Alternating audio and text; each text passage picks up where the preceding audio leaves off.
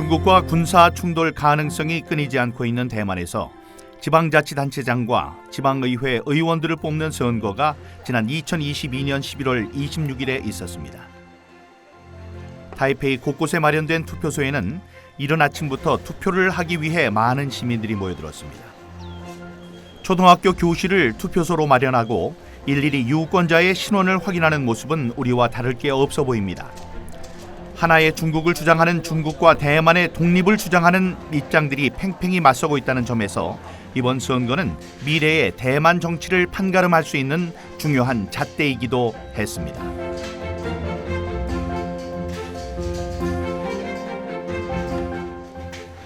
오후 6시 투표 종료 시간이 되자 선거 관리원들의 움직임이 분주해지기 시작했습니다. 그런데 가만히 보니 낯선 풍경이 눈에 들어왔습니다. 투표소에 설치된 집기들이 하나둘 밖으로 나오고 조금 전까지 시민들이 투표를 했던 장소가 순식간에 개표소로 변하기 시작했습니다.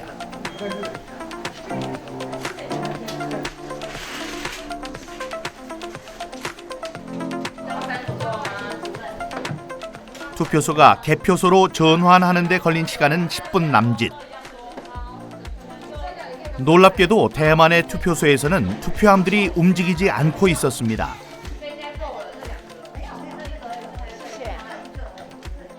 곧바로 개표가 시작되자 정당 소속의 개표 관리인들과 시민 감시단들도 카메라로 현장을 촬영하기 시작했습니다. 개표원들은 투표함에서 꺼낸 투표지를 두 손에 높이 들고 기표된 후보자의 이름을 큰 소리로 외쳤습니다. 모든 사람들 앞에서 한 표 한 표 오류가 발생하지 않도록 애쓰는 모습이었습니다. 투표 제도 중에서 가장 큰 특징 하나는 먼저 투표함이 움직이지 않는다는 것입니다. 투표소가 바로 개표소로 전환이 된다는 점인데요. 투표소에서 손으로 직접 개표를 한 뒤에 거기서 나온 수치를 칠판에 적습니다. 우리 반장 선거하듯이 발을 정자로 적고요. 거기서 집계된 표 수는 이제 직접 숫자로 입력이 되어서요. 그 중앙선거정보센터로 전송이 됩니다. 거기에서 다시 집계가 된 뒤 중앙에서 이제 각 언론사로 배포가 되는 형식입니다. 대만의 투표 제도에서 또 하나 흥미로운 점은 표의 집계 역시 일일이 사람의 손에 의해서 이루어지고 있다는 점입니다. 득표된 표는 곧바로 후보자의 이름이 적혀있는 칠판에 발을 정자로 하나씩 표기가 되었습니다. 세계 반도체 수출 1위를 달리고 있는 디지털 강국 대만. 도대체 대만은 왜 이런 아날로그적인 방식으로 선거를 치르고 있는 것일까요? 在这50年当中，每一次选举，国民党都作弊。那所以我们会觉得说，光在台湾投票都会作弊。那如果是在通讯投票，人民没有信心。一个是海外，一个是像军中啊、警察、军警，还有这个监狱里面。 假如也可以投票的话，那很可能都作票，所以我们就是一定要亲自投票，投完票立即开，那民众都可以在那里监督。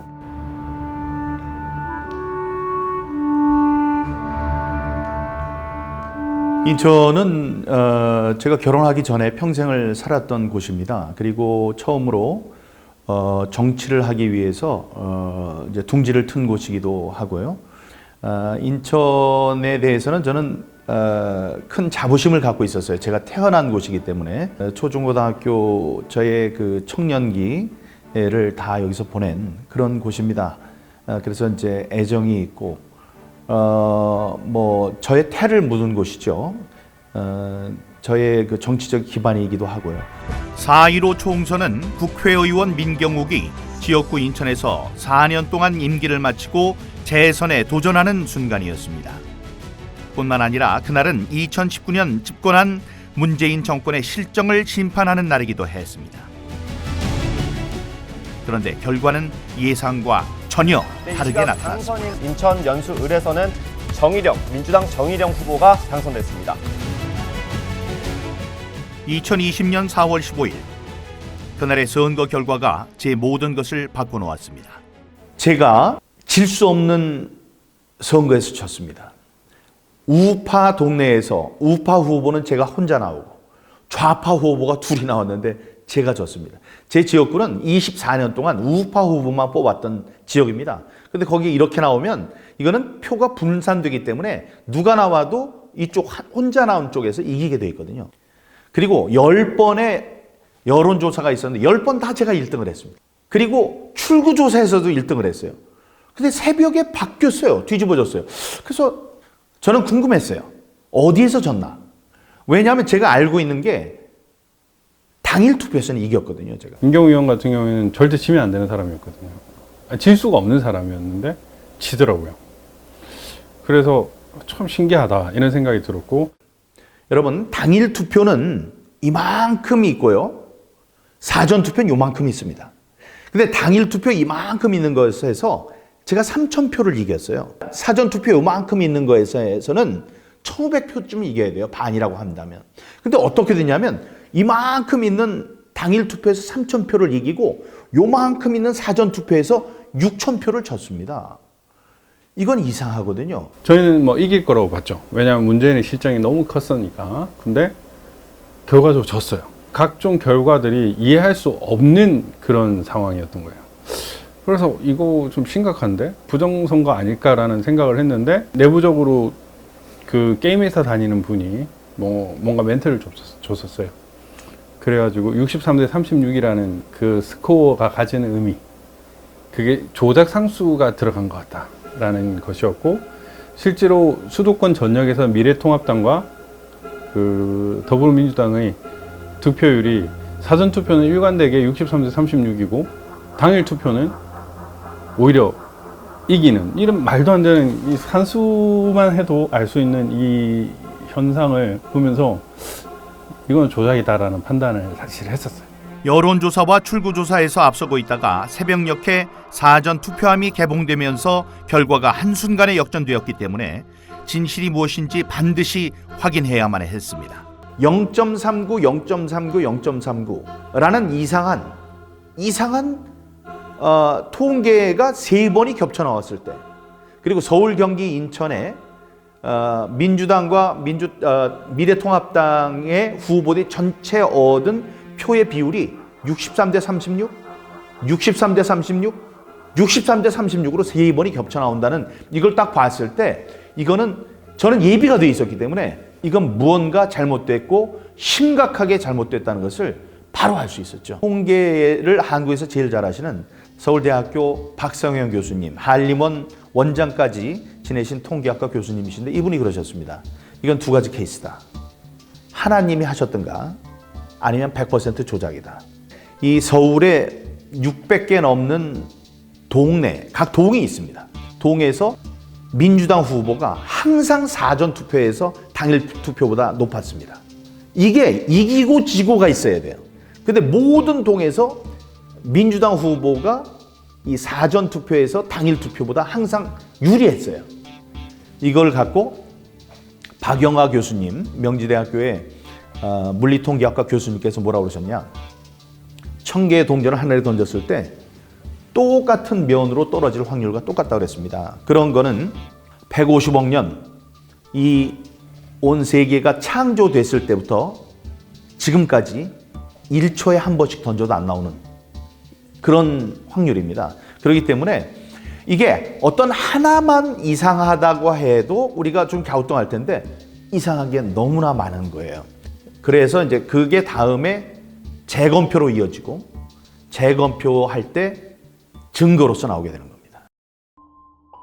우리나라 공직선거법 225조는 선거에서 문제가 있을 경우 180일, 즉 6개월 이내에 판결을 내리도록 돼 있습니다. 하지만 인천 연수구 을 선거구의 경우에는 재검표에만 1년 2개월이란 시간이 걸렸습니다. 법과 규칙이 지켜지지 않고 있었던 것입니다.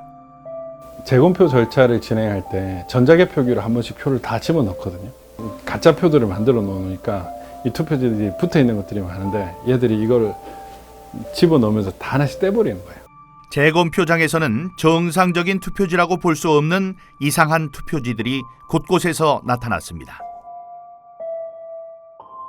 제가 처음에 그 투표지가 들은 박스를 딱 열으니까 깜짝 놀랐거든요. 왜냐하면 전부 다 투표지가 세 종이 그냥 인쇄에다가 갖다가 거기다 다 쌓아 놓은 거예요. 그 투표 박스에다가 그냥 우리가 말하자면 A4 용지 세 박스 뭐 큰 박스에다 집어넣으면 그런 상태. 그리고 한 박스씩 열어가지고 대법관들이 이제 거기서 그 숫자 세기 위해서 이렇게 하는데 저는 계속 그 뭐 숫자라든 이런 건 하나도 머리에 안 들어오고 그냥 전부 다 이거 전부 새 건데 이거 이상하다. 실제 투표한 게 아닌 것 같아요.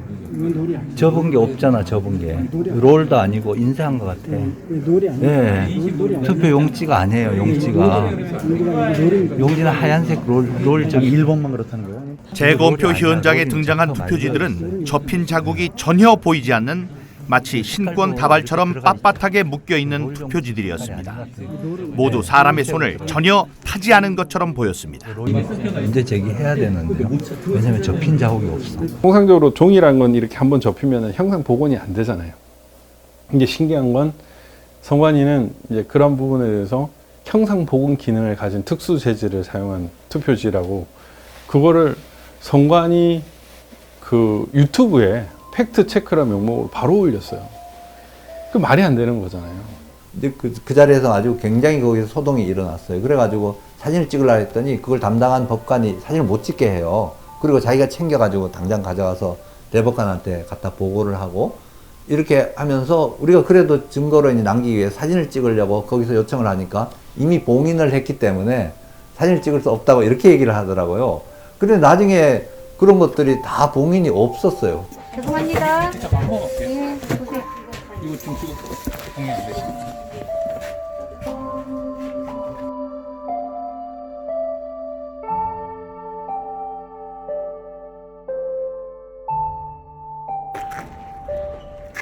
심지어 컨테이너 박스 안에 쌓아놓고 방치된 투표지들도 발견됐습니다.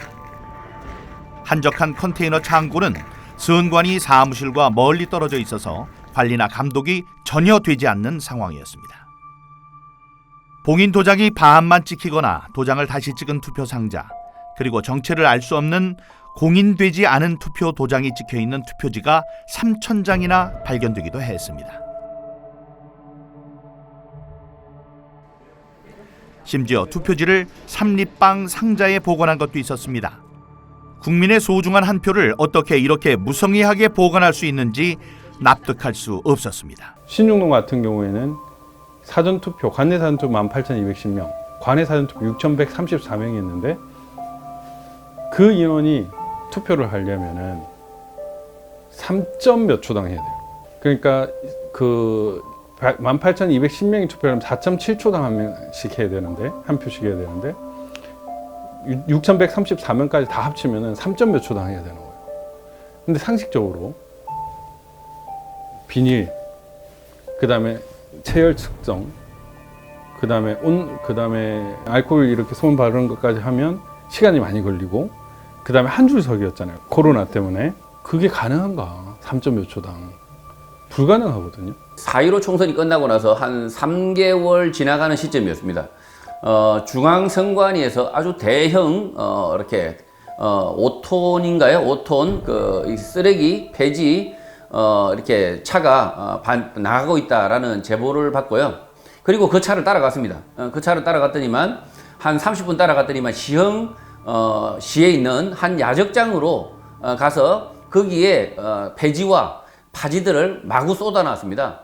그리고 그 폐지들이 이렇게 쌓여 있는 그 폐지들 속에서 중앙선관위가 이렇게 사용했던 많은 서류들이 파쇄지라고 하죠. 파쇄. 다 파쇄가 됐던 거죠. 그러니까 4.15 총선이 끝났는데 그 서류는 사실은 보관이 돼야 됩니다. 다.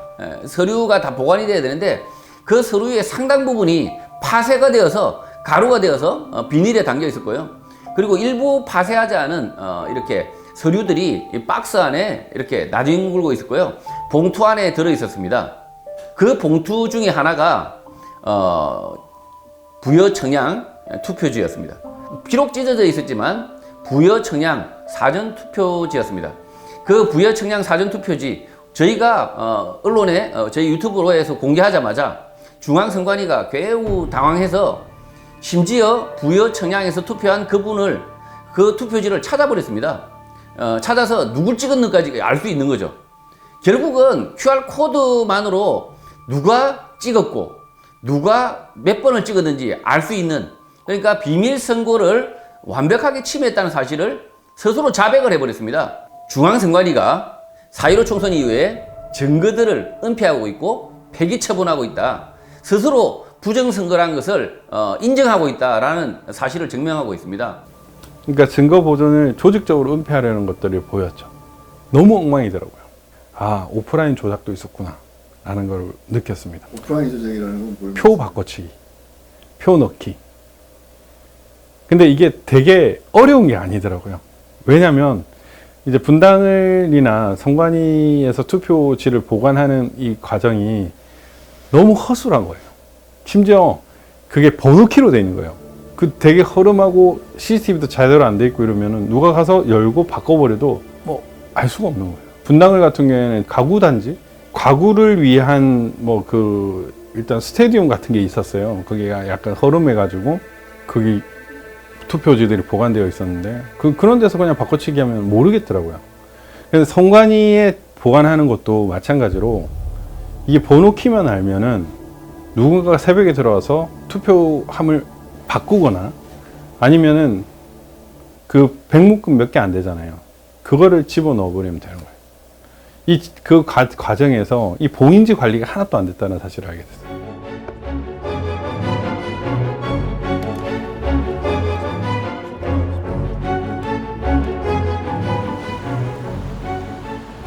부정선거를 입증하는 증거들이 하나둘 나타나면서 자발적으로 투쟁에 함께 참여하는 시민들도 늘어났습니다.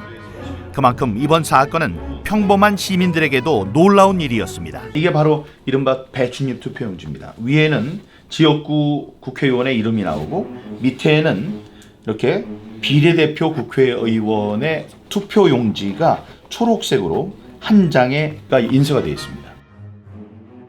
배춧잎 투표지가 공개되자 배춧잎을 몸에 두르고 시위에 참가한 시민도 있었습니다. 그렇게 4.15 총선의 문제점들이 하나둘 수면 위로 떠올랐습니다. 자발적으로 부정선거 증거들을 확보하기 위해 팔을 걷어붙이고 나선 시민단체들도 있었습니다. 이들 덕분에 배춧잎 투표지 같은 비정상적인 투표지들이 결코 인쇄될 수 없다는 것이 확인되기도 했습니다. 투표가 인쇄가 돼서 나오면 자동으로 잘라서 자동으로 배출하는 기능이 있습니다. 그러다 보니까 다시 중첩되거나 종이가 말릴 가능성이 없죠.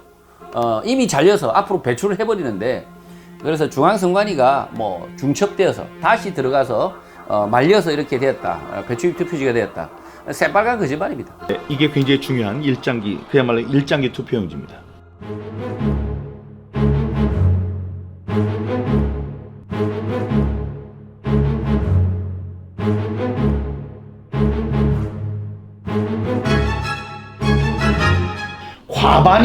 과반수인 1000장이 이렇게 나왔습니다. 그러면 이 중에 누구는 반드시 봤어야 돼요, 이걸. 보고 항의도 했어야 되고. 여기에 투표를 한 사람 나오시면 10억 원을 드리겠다고 조선일보, 문화일보, 매일경제에 전부 큰 전면 광고를 냈습니다. 근데 지금까지 나왔나요? 안 나왔어요. 그건 뭐냐? 여기에 투표한 사람이 없다는 얘기죠. 그러니까 그 사람들, 대법관들이 지금 얘기하는 거는 어떤 것 같냐면, 여기 시체가 있고 피를 흘리고 죽어 있고 그 앞에 피가 묻은 칼이 발견됐는데 칼에 지문이 묻어 있었어요. 그걸 보고 정상적이라면 그 칼에 있는 지문을 본 다음에 지문이 묻은 사람이 범인이다라고 추론하는 것이 맞는데, 지금 이 사람들은 뭐라고 하냐면, 이 사람이, 지문이 나온 사람에 대해서 이 사람이 진짜로 이 사람을 죽였다면 이 중요한 칼을 지문이 묻은 채로 여기다 놔두지 않았을 것이다 라고 얘기하는 것과 똑같은 겁니다. 재검표 과정에서는 좌우 여백이 서로 다른 사전 투표용지들도 등장했습니다. 사전 투표 때 사용된 프린터는 좌우 규격이 미리 일정하게 정해져 있기 때문에 규격에 맞게 인쇄가 돼서 출력되는 게 정상입니다. 선관위에서 만든 교육용 영상을 보더라도 좌우 규격이 서로 다른 투표지가 인쇄되는 것은 불가능한 것임을 확인할 수 있습니다. 여기 글루건 보이시죠? 글루건으로 고정을 합니다. 폭을. 투표용지가 다 100mm, 정확하게 100mm이기 때문에 그래서 이 폭을 아주 움직일 수 없도록 아예 고정을 이렇게. 이런 투표지들은 또 투표로 개표록에도 없어요. 뭐 가짜 투표지들이 나와가지고 이제 사람들이 막 알게 됐죠. 실제로 재검표장에서 가짜 투표지 물증들이 나와버려 보니까 여기에 대해서 이제 문제 제기를 또 다시 하기 시작했고, 증거의 구조적 편제라는 표현을 쓰는데요, 법에서. 증거가 구조적으로 이 대형 기관에 다 편제되어 있다. 그 사람들한테 몰려 있다는 거죠. 원고는 증거다운 증거를 확보하기 굉장히 어렵게 원래 되어 있다는 거죠. 그 재검에서 많은 증거가 쏟아졌음에도 불구하고 그거를 확인하려고 하는 의지라든가 어떤 기회라든가 이런 거를 갖고 있지 않아요. 부정선거의 의미를 국민들이 좀 심각하게 생각해 줬으면 좋겠어요. 부정선거는 엄연히 우리나라 헌법 제1조 국민의 참정권을 짓밟은 그런 상태거든요. 따라서 이것은 국기문란, 국헌문란.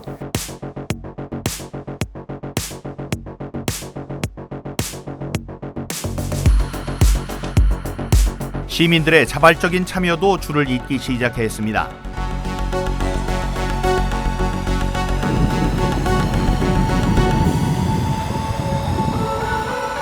그러면서 조금씩 부정선거 진상규명에 대해서 관심을 갖고 응원하는 시민들도 늘어났습니다.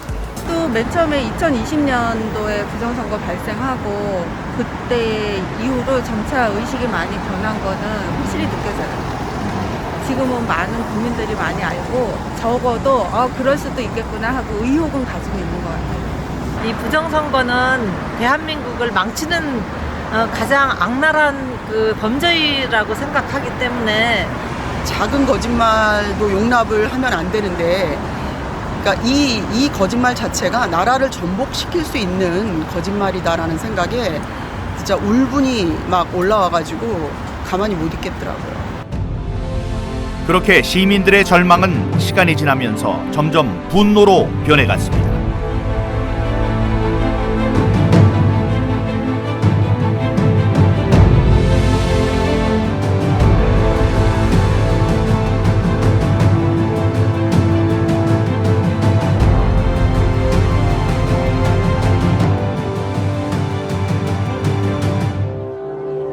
몇 년 전 미국 미시간 대학교에서는 미국의 가치가 무엇인지에 대해서 조사를 한 적이 있습니다.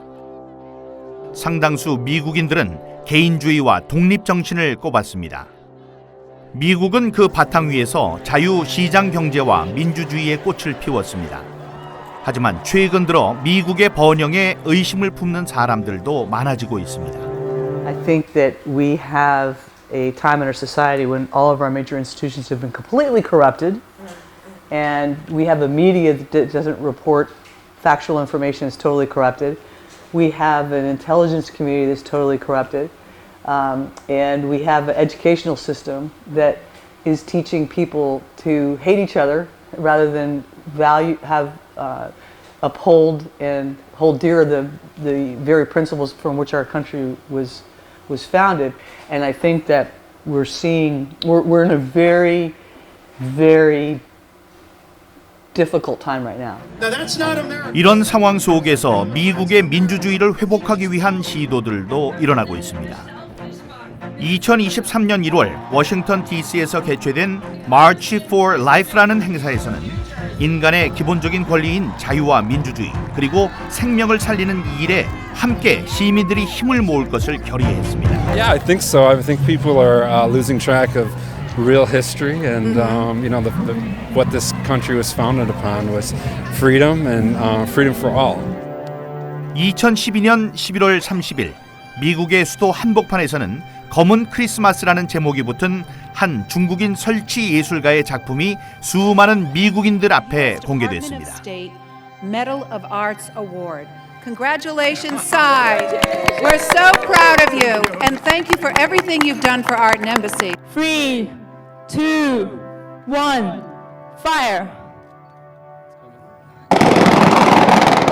놀랍게도 검은 크리스마스라는 작품은 크리스마스 트리를 화약으로 폭파시키는 것이었습니다.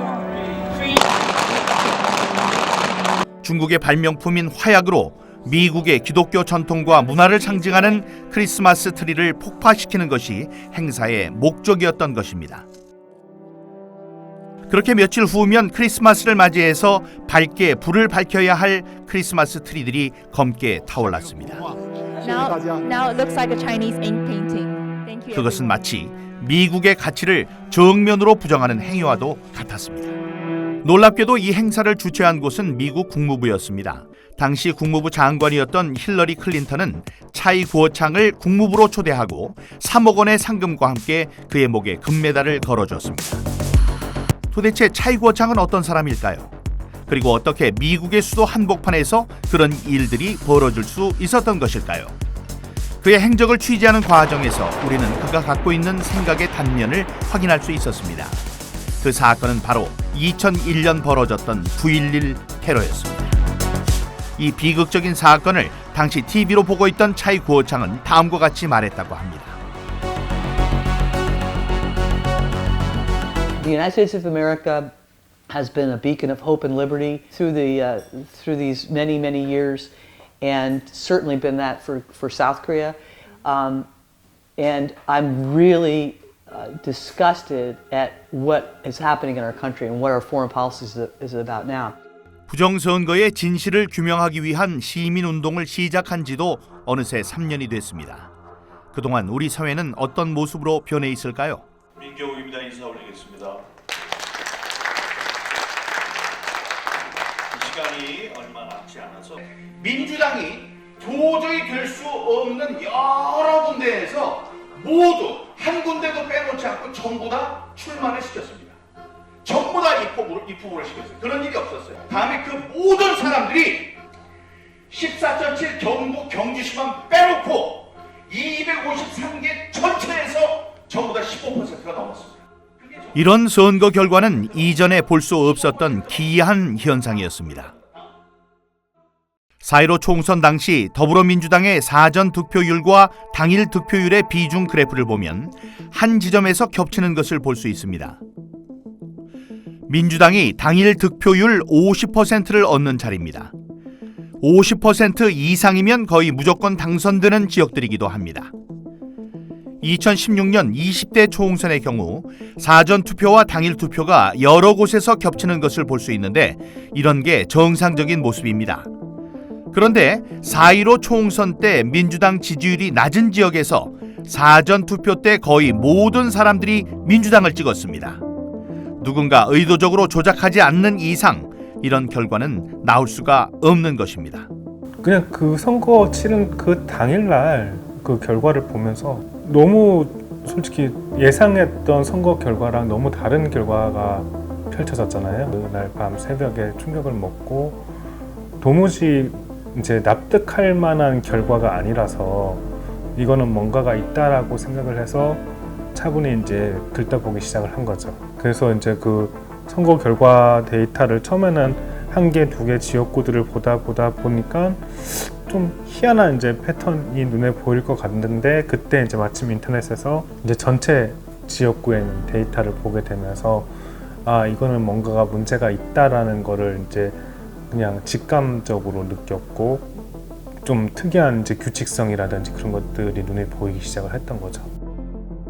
2019년 한 음악 방송에서 발생한 투표 순위 조작 사건 역시 시청자들이 투표 결과에서 이상한 수치들이 반복적으로 등장하는 것을 보고 의심을 하면서 시작됐습니다.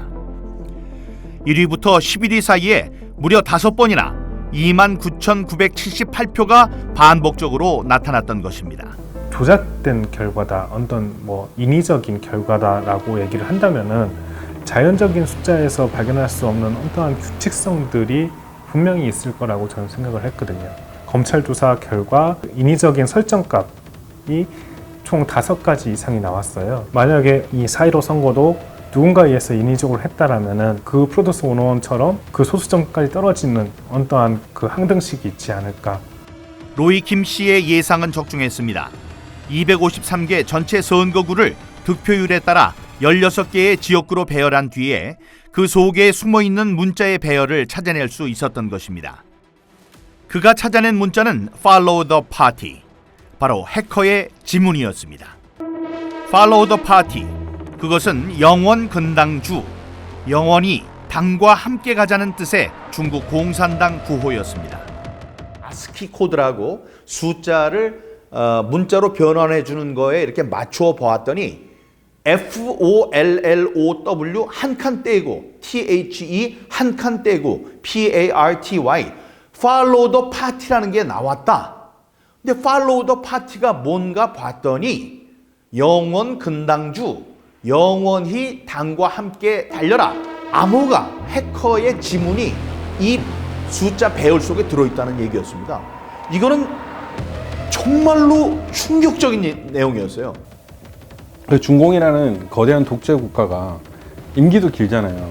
그 임기를 길고 뭐 통일 전술이나 이런 것들을 이용해서 각 나라를 어떻게 먹을지를 생각을 하고 있는 것 같다는 생각이 들고, 이 선거라는 거를 이용해서 얘들이 이제 침략을 하는구나. 과거에는 이제 총칼을 통해 가지고 사람들을 죽여 가지고 이제 얻었다면, 지금 부정선거라는 수단을 통해 가지고 그 나라를 먹는 일을 하는구나라는 걸 인지를 하게 됐고, 이건 사실 진짜 국가안보 직결되는 문제라고 생각이 돼요. 지금도 사이버 세계 속에서는 수많은 해커들이 우리의 생활 곳곳에 침투하고 있습니다. 그중에는 중공이나 북한과 같은 공산주의 국가들의 사이버 위협도 심각한 상황에 있다는 것을 잊지 말아야 할 것입니다.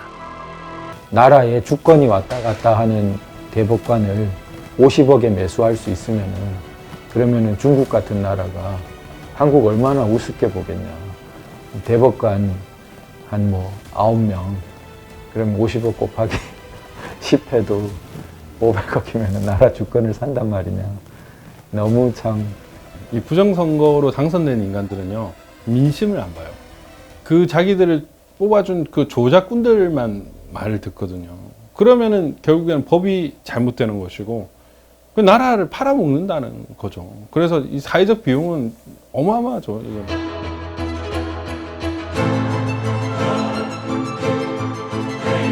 지난 2021년 독일에서는 우리의 국회의원 선거에 해당되는 연방의회 선거가 실시됐습니다. 이번 총선은 16년 동안 독일을 이끌어왔던 메르켈 총리 이후 새로운 독일의 지도자를 뽑는 선거라는 점에서 국제사회의 이목을 집중시켰습니다. 그런데 법률과 규칙의 엄격함으로 유명한 독일에서 초유의 사태가 벌어졌습니다. 선거 당일 제대로 투표를 하지 못한 유권자들이 속출한 것입니다. Many things went wrong. They didn't have enough of these election forms. They got delivered too late. Some of these places had to stay open 2 hours more, I think, until 8 o'clock in the evening. And some people didn't have a chance to vote because the line was too long. They've been waiting for hours, and then the local closed, and they couldn't vote. So if not everybody has the chance to vote, then it's not a fair election. I think it was a little bit chaotic. There was a marathon going on in Berlin, which made it, harder to, I think, organize the elections. And also there were a lot of administrative problems, apparently. So yeah, they needed to do it again. 게다가 선거 당일인 9월 26일에는 베를린 국제 마라톤 대회가 열려 도심 곳곳에서 선거 진행에 혼선이 생기기도 했습니다. 심지어 투표지 운송이 제때 이루어지지 않아서 투표를 하지 못한 채 돌아간 사람들도 많았습니다. 말 그대로 독일 선거 역사상 초유의 사태가 벌어진 것입니다. 독일 정부와 정치권은 상황을 심각하게 받아들였습니다. 선거에 결함이 발생한 것에 대해서 독일 연방헌법재판소에서는 신속하게 베를린시에 한해서 재선거를 실시하라는 판결을 내렸습니다. Die Häufigkeit und Schwere der Wahlfehler führt nach Auffassung des Verfassungsgerichtshofs zu der einzigen Möglichkeit, dass nämlich die Wahlen in ganz Berlin wiederholt werden müssen. 독일 연방헌법재판소의 베를린 재선거 결정은 3인당 출신의 기파이 베를린 시장에게는 정치적으로 큰 타격이었습니다. 그동안 베를린은 경기 불황, 실업자 문제, 그리고 난민 수용에 대한 시민들의 불만이 높아가던 상황이었습니다. 재선거 당일인 2월 12일 아침부터 베를린 시민들은 차분한 분위기 속에 투표장으로 향했습니다. 독일인들에게 이번 베를린 선거는 민주주의와 선거의 중요성을 다시금 일깨우는 소중한 시간이 되고 있었습니다. 재선거 결과는 보수 우파 정당 기민당의 압승으로 나타났습니다. 22년 만에 처음으로 좌파 정당에서 우파 정당으로 정권이 교체되는 결과를 가져왔습니다. People lose trust in some of the leaders, then it's only fair that there's political change. 한편 독일에서는 2000년대 초부터 선거에 사용되었던 전자투표기에 대해서도 뜨거운 논쟁이 벌어졌습니다. 편리함과 신속함을 위해 사용된 전자투표기가 개표 오류나 선거 결과의 조작 여부를 판단할 수 없다는 것이 중요한 쟁점이었습니다. 그리고 그 결과 2009년 독일 연방헌법재판소는 선거에 사용되는 모든 전자투표기의 사용에 대해서도 위헌 판결을 내렸습니다. 모든 선거는 공개적으로 심사돼야 하고 선거 결과에 대한 검증이 명확하게 이루어져야 한다는 것이 판결의 이유였습니다.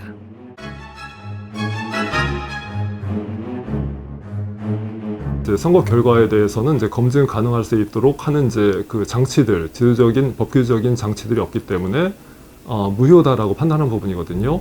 오프라인상의 이제 선거상의 문제점만을 생각해 왔었는데 이제는 이제 그 온라인상에는 더 쉽다라는 점을 인식해야 되겠고 중앙선거 관련해 이제 규칙을 보면 굉장히 이제 원칙적인 부분만 되어 있고 2009년 독일 헌재의 판단과 같이 선거 절차를 제어한다거나 선거 결과를 검증할 수 있는 장치들이 전혀 없습니다. 선진국일수록 아날로그 방식을 취하고 있습니다. 왜냐하면 디지털 전산이 얼마나 위험한지를 잘 알고 있기 때문입니다. 진실, 그 다음에 보안, 아니면 정직성 이런 것들이 더 중요한데 이 선거가 그런데 아주 편리한 것, 쉬운 것, 빠른 것을 추구하다 보니까 이 전산 시스템, 그 다음에 전산 장비 이런 것을 도입해서 결국은 선거가 부패하고 타락하게 만든 원흉이 되고 있죠. Well, let me tell you what we're going to do today. We have constructed a mini election.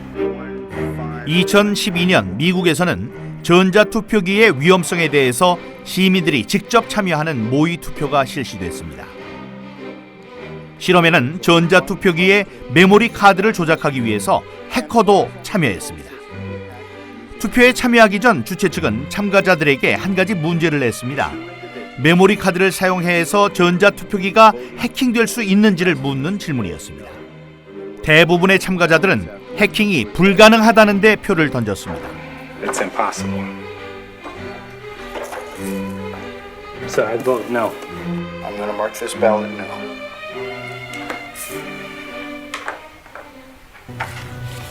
그 결과 모의 투표 참가자 8명 가운데 6명이 해킹이 불가능하다는 노에 투표를 했습니다.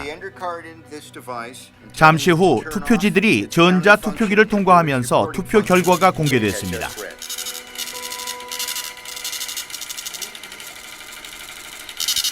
놀랍게도 결과는 정반대로 나왔습니다.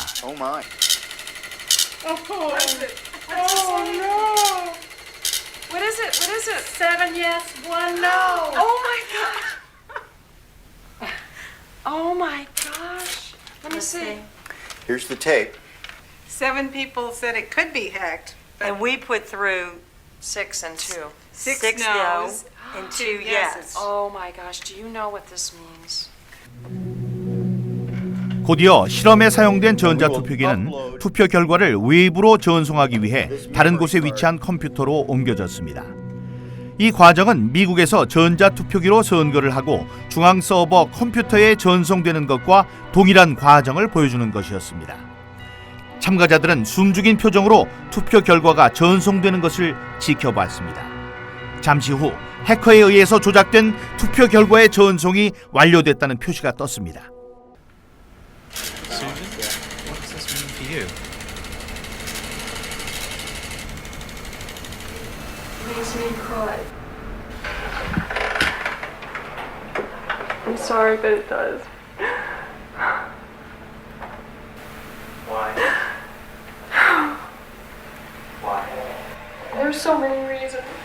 The reasons because there are people out there who are giving their lives to try to make our elections secure, and they're being called conspiracy theorists and technophobes, and these vendors are lying and saying that everything's all right, and it's not all right.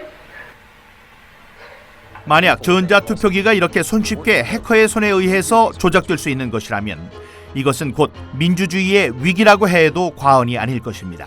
정말 한 사람이 한 사람 역할을 해야 공평한 게임이 되는 거잖아요.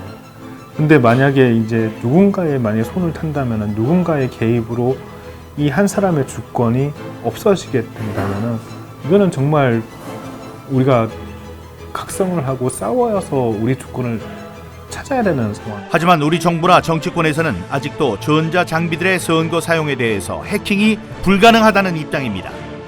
얼마나 더 큰 불행한 사태가 벌어져야 문제의 심각성을 깨닫게 될까요?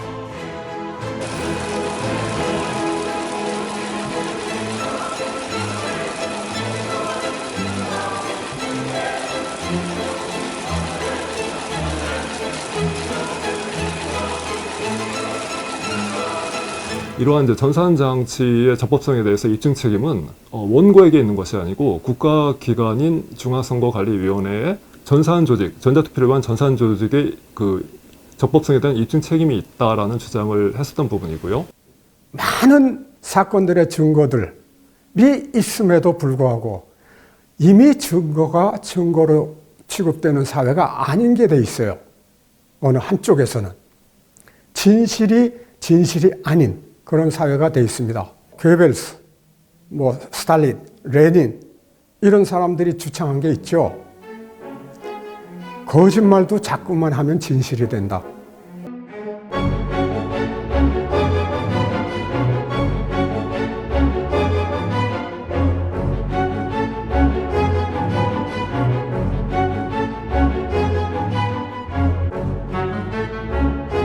원고가 이런 부정선거 범행의 주체와 일시와 경위를 특정하지 못했기 때문에 이거는 원고의 입증 부족으로 패소를 선고한다. 수사권도 없는 원고에게 어디서 주체랑 일시 방법을 다 특정해가지고 오라는 건지, 애초에 그렇게 틀을 딱 세워 놓으면 패소시키겠다는 결론을 세워두고 있는 거랑 마찬가지죠. 그 대법원에서 이제 선거부의 소송의 이제 선거 결과를 떠나서 이미 이제 그 과정에서 많은 것이 확인이 됐다. 그래서 진실이라는 역사의 무대에서 우리는 대법원 선거 결과는 다른 이미 승자다라는 생각을 하고 있습니다. 마지막으로 제가 상정한 것이 제도권 투쟁이거든요. 제도권 투쟁은 제도권 안에 있는 사람에 대한 설득을 통해서 이 문제 해결을 바라는 것과 또 제가 직접 제도권에 들어가서 저나 아니면 부정선거를 주장하고 있는 몇몇 분들이 정치권에 제도권에 들어가서 직접 해결을 한다면 법을 고치고 다음에 책임 있는 사람들에게 질문을 하고 추궁을 하고 이러면서 이제 진실을 찾아가는 그런 활동을 한다면 그것이 100배, 1000배 더 힘 있는 활동이 될 것이다. 선거제도의 위기가 온 것도 자유민주주의의 위기거든요. 제2의 6.25라고 얘기하는 이유가 바로 거기에 있죠. 자유민주주의를 지키기 위해서 많은 사람들이 피를 흘리고 희생을 했듯이 이번 싸움도 치열한 싸움이고 우리의 이제 희생정신이 있어야 된다고 생각합니다. 1950년 한국전쟁 당시 인천 상륙작전의 성공 확률은 5,000분의 1에 불과했습니다. 하지만 이 작전은 대한민국의 자유와 민주주의를 지키기 위한 희망의 등대였습니다. 부정선거를 폭로하고 민주주의를 지키려는 노력은 그보다 더 어려울 수 있지만 여기서 멈출 수는 없습니다. 그것은 우리의 명예, 양심, 그리고 자라나는 우리 후손들의 미래이기 때문입니다.